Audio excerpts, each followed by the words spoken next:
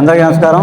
ఈ ఆశ్రమం పెట్టడానికి కారణం ఏంటంటే ఈ కొండపైన జ్యోతి స్వరూప పంచలింగ మల్లికార్జున స్వామి ఆలయం ఉంది. అంటే లింగం ఎవరో చెక్కింది కాదు, లింగమే ఐదు లింగాలుగా ఉంటుంది. అలాంటి శివలింగం అది. అంటే అరుణాచలం వెళ్తే ఎంత పుణ్యం వస్తుందో ఇంచుమించుగా ఇక్కడ కూడా అంతే పుణ్యం వస్తుంది. ఇది మినీ అరుణాచలం అనుకోండి. నేను 18 ఏళ్ళ క్రితం ఇక్కడ కడదాం వచ్చి ఇక్కడ పాకేసి అభిషేకాలన్నీ చేసి దారి లేదు నీళ్ళు లేవు అని వెళ్ళిపోయి ఎక్కడన్నా కడదామని ఆశ్రమం చోట కట్టుకుందామని చాలా చోట తిరిగాను. 18 ఏళ్ళు తిరిగిన తర్వాత మళ్ళీ 18 ఏళ్ళలో నేను ఎక్కడ కట్టలేకపోయాను. మళ్ళీ యాదృచ్ఛికంగా 18 ఏళ్ళ తర్వాత మళ్ళీ ఎక్కడే మొదలెట్టాను.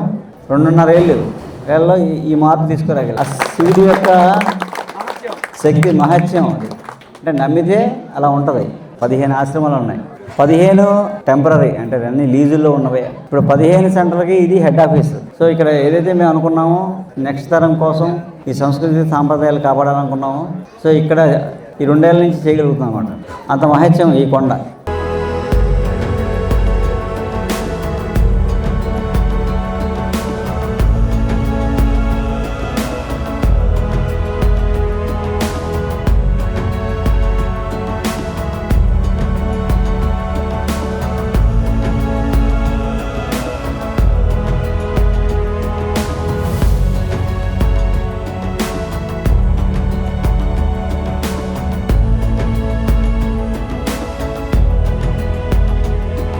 గిరిప్రదక్షిణ జరుగుతుంది ప్రతి పౌర్ణమి, అమావాస్య.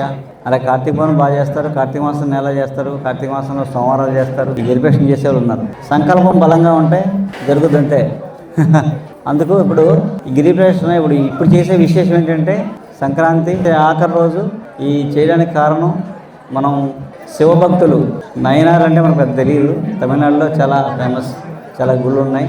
66 మంది నయనారులతో మనం 33 పల్లకీలతో ఒక ఊరేగింపుగా ఈ సాయంత్రం, ఇది అమావాస్య ఇంకా విశేషం, శివుడికి ప్రీతికరమైంది కాబట్టి ఈ సాయంత్రం మనం ఈ ప్రదక్షిణ చేయడం పల్లకీలతోటి గిరి ప్రదక్షిణ చాలా విశేషంగా ఉంటుంది.